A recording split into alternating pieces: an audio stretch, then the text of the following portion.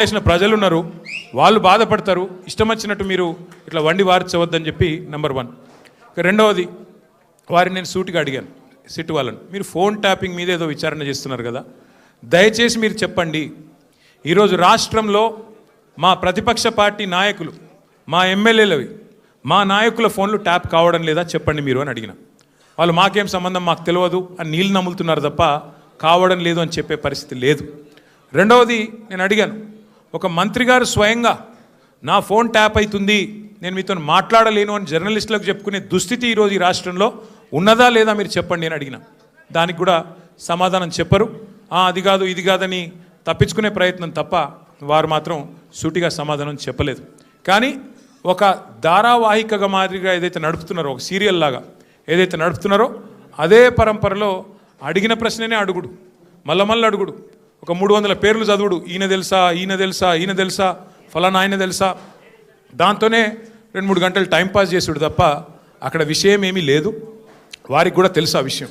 అందుకే నేను మళ్ళొక్కసారి ప్రజలకు, మా సోదరులకు, మా పార్టీ సోదరులకు, మా మీడియా మిత్రులకు కూడా విజ్ఞప్తి చేస్తున్నా, మేము ఒక పార్టీగా, బాధ్యత గల ప్రతిపక్ష పార్టీగా ఏ విచారణకు పిలిచినా మేము సహకరించడానికి సిద్ధంగా ఉన్నాం.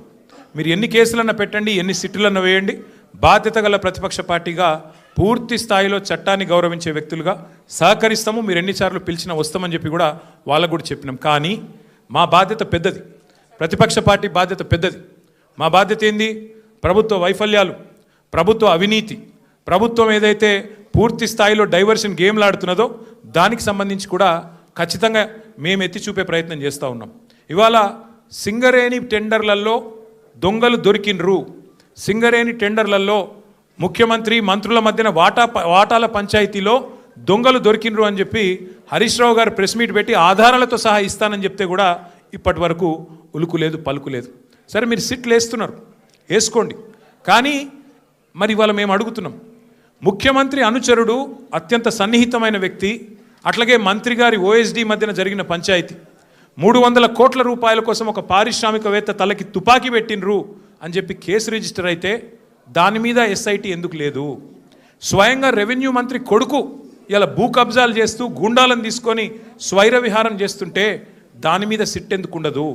అట్లాగే ప్రభుత్వ సొమ్మును, ప్రజల సొమ్మును ఇవాళ ఈ ప్రభుత్వం కొల్లగొడుతున్నది, కాంగ్రెస్ పార్టీ నాయకులు కొల్లగొడుతున్నారు, ముఖ్యమంత్రి బావమరిదే కింగు పిన్ను అని ఆధారాలతో సహా చూపెడితే దాని మీద ఎస్ఐటి ఎందుకు ఉండదు? అట్లాగే HILTP అని చెప్పి పారిశ్రామిక భూములను కొల్లగొట్టి 5 లక్షల కోట్ల హైదరాబాద్ ప్రజల ఆస్తిని కొల్లగొట్టే ప్రయత్నం చేస్తుంటే దాని మీద ఎస్ఐటి ఎందుకు ఉండదు? కేంద్ర ప్రభుత్వ పథకమైన అమృత్లో ముఖ్యమంత్రి గారి బావమరిదే కింగ్ పిన్నుగా ఇవాళ కేంద్ర ప్రభుత్వ పథకంలో కూడా మరి అర్హతలు లేకపోయినా టెండర్లు కట్టబెడుతున్నారని ఆధారాలు కేంద్ర ప్రభుత్వానికి ఇస్తే దాని మీద సిట్ ఉండదు. అట్లాగే ఇవాళ ఒక AICC సెక్రటరీ గారు డైరెక్ట్గా బెదిరించారు అని చెప్పి కాంట్రాక్ట్ సంస్థ పోయి 8 కోట్ల రూపాయలు అడుగుతున్నాడు, లేకపోతే పని చేయనిస్తలేడు అని లిఖితపూర్వకంగా కంప్లైంట్ ఇస్తే దాని మీద చర్య ఎందుకు ఉండదు? ఇవాళ న్యాయం, ధర్మం, కాకి బుక్కు అందరికి ఒకటే తీరు ఉండాలి కదా. మీరు ఎన్నిసార్లు పిలిచినా వస్తాం, మీరు ఎన్ని ప్రశ్నలు అడిగినా ఆన్సర్ చెప్తాం. బాధ్యత గల నాయకులుగా చట్టాన్ని గౌరవించే పద్ధతిలో ముందుకు పోతాం. ఇవాళ వాళ్ళు అడిగిన దానిలోనైతే ఏమీ లేదు, వాళ్ళ దగ్గర కేసు కూడా ఏం లేదు. ఏదో ఇష్టం వచ్చినట్టుగా ప్రశ్నలు అడిగిందే అడగడం, తిప్పి అడగడం, ఒక రకమైన హరాస్మెంట్ తప్ప ఏమి కూడా లేదు. వాళ్ళు చేయగలిగింది కూడా ఏమి లేదు. I appeal to all my friends in the media as well, please, for the last 2 years the government has been indulging in massive attention diversion. Today the inquiry, the investigation that is going on into phone tapping, I have reminded the gentlemen from special investigation team, I have asked them, there have been numerous stories in the last 2 years assassinating my character personally and also assassinating the character of our party leadership, saying, stating and speculating that certain actresses' phones were tapped and something illegal was done. I asked the SIT pointedly today, I said, whose phone was tapped? Why don't you give me the information? Which is this actor who has complained to you, or the information that you have, why don't you produce it? Then the ACP there says, no, we've already clarified, no such thing has happened. But enough damage has been done to me, to my party leadership, to my family, to all the constituents of my constituency. So I appeal to the media, please treat everything that the government throws at you, every leak that is given to you, with a pinch of salt.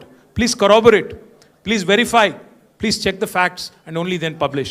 I also appeal to the media. For the last 2 years, this government's incompetence, their failures, their corruption is being exposed by BRS leadership day in, day out.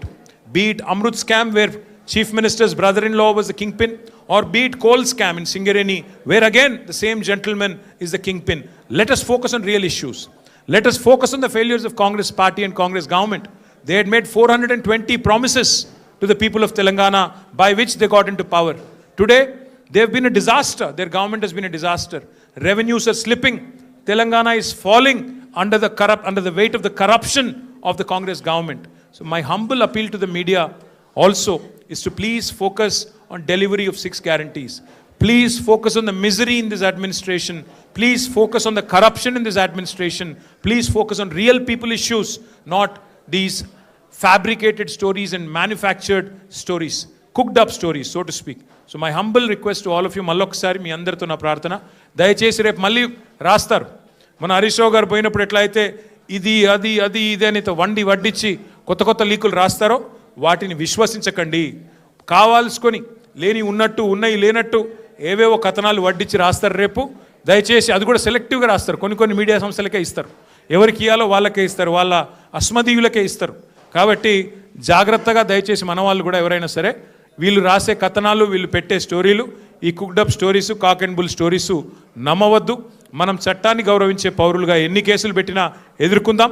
కానీ ఈ ప్రభుత్వాన్ని, వారి వైఫల్యాలని ప్రజాక్షేత్రంలోనే చీల్చి చెండాడదామని చెప్పి మళ్ళొకసారి విజ్ఞప్తి చేస్తూ ఈరోజు సంఘీభావం తెలిపిన ప్రతి ఒక్కరికి ధన్యవాదాలు.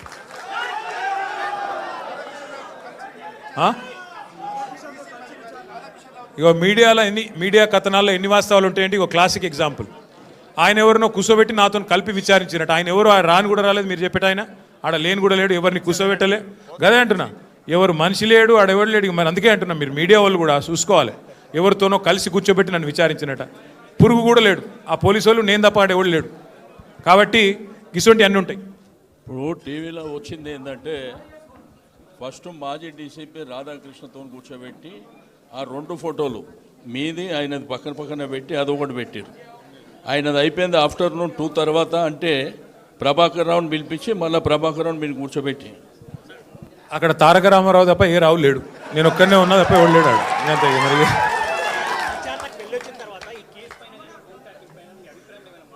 మా అభిప్రాయంలో మార్పు వచ్చింది. మార్పు ఏంటంటే ఇవాళ మంత్రుల ఫోన్లు ట్యాప్ అవుతున్నాయి, మా ఫోన్లు ట్యాప్ అవుతున్నాయి, పక్కా అని చెప్పి నిజమని తెలిపోయింది అంతే.